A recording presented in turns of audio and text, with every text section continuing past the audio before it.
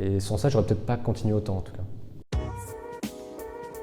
Minimaliste, j'essaie de faire à chaque fois des caricatures le plus minimaliste possible de personnages. Humoristique, j'essaie d'être en tout cas d'être plutôt décalé. Voilà, j'essaie de toujours trouver que ce soit drôle ou pas, mais voilà, essayer de trouver un décalage par rapport à la réalité, aux personnages que je caricature. Et le troisième, je dirais coloré. Autodidacte et formation artistique. J'ai commencé à peindre en fait avec mon grand-père quand j'avais 6-7 ans. Et on faisait des toiles à 4 mains. C'est lui qui m'a appris vraiment à peindre les couleurs, la peinture, les compositions, etc. Et j'ai testé des écoles de dessin quand j'étais petit, ça m'a pas plu parce que j'arrivais pas à bosser comme il voulait. Et donc j'ai passé mon bac et après mon bac, j'ai voulu me remettre à la peinture, j'ai fait des écoles d'art. Donc là j'ai fait 2 licences en art et un master en direction artistique. Et c'est pendant ces études-là que j'ai commencé à faire le street art, mon street art avec mes dudus, etc.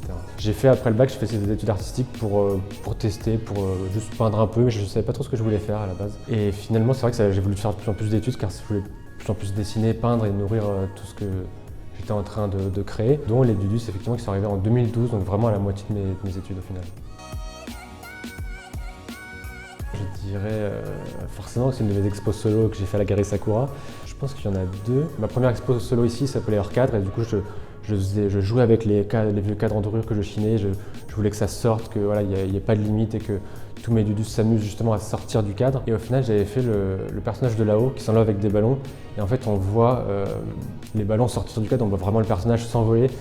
Et j'ai fait plusieurs œuvres comme ça où ça sort du cadre, mais au final celle-là c'était vraiment je trouve la plus belle. Déjà, dessin animé me touche particulièrement parce que je l'avais regardé le jour de mes 18 ans, je me rappelle très bien. Et là, le fait que le personnage s'envole du cadre, vraiment, il n'y a plus de limite et c'est ça, je trouvais ça assez beau. Le message était assez beau et puis même graphiquement, le cadre était très long, je le trouvais très joli. Voilà, c'est une des œuvres qui m'a le plus plu en tout cas de cette expo. Tous les copains du street art, forcément, je ne pourrais pas en choisir qu'un. Après, effectivement, un artiste, j'apprécie vraiment le travail aujourd'hui. Et je ne sais pas s'il est vraiment très connu en France, c'est Kenny Random. C'est un Italien du coup. Et je suis vraiment fan de sa technique, de ses messages. Je trouve ça assez beau, c'est poétique. Ça me fait un peu penser à Banksy, mais avec d'autres messages. Et c'est vraiment, moi c'est mon artiste du moment en tout cas, sur lequel je suis vraiment focus à fond et je regarde tous depuis le début. Et vraiment, j'aime beaucoup cet artiste.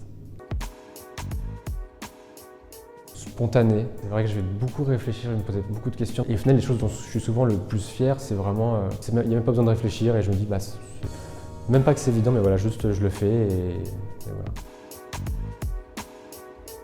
Pareil, il y en aurait plein. Grâce à la Galerie Sakura, j'ai fait 2 collabs avec Philippe Gueluc, qui a déjà été un peu inespéré. Et c'est vrai qu'on avait mis ça en place pour ma première expo solo ici, c'était déjà incroyable. Et maintenant, si je peux rêver encore plus haut, je dirais peut-être Tim Burton. C'est l'artiste qui me fascine le plus. En 2000, je commençais les dudus, j'en avais fait 3-4 dans la rue, mais vraiment sans signer, juste pour rigoler.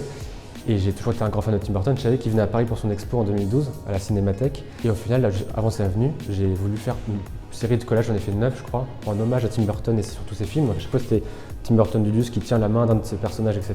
Et du coup, j'en avais fait une vidéo sur internet, il avait fait pas mal de vues d'ailleurs, alors je faisais rien à la base. Et j'avais fait un petit livret et il avait fait une séance de dédicace. Je suis arrivé, il y avait déjà des milliers de personnes, j'ai réussi à gruger la queue, j'ai réussi à le rencontrer, lui donner le flyer avec mon adresse et tout dedans. Et au final, un an après, j'ai reçu une lettre, Keep Up the Great Dudus, Tim Burton, et il me faisait une petite lettre en parlant des Dudus. C'était pas une lettre de remerciement de fans, il parlait vraiment du Dudus dedans, etc. Et c'était vraiment, ça m'a vraiment poussé à me dire, ouais, en fait, j'ai peut-être quelque chose, je fonce. Et sans ça, j'aurais peut-être pas continué autant en tout cas.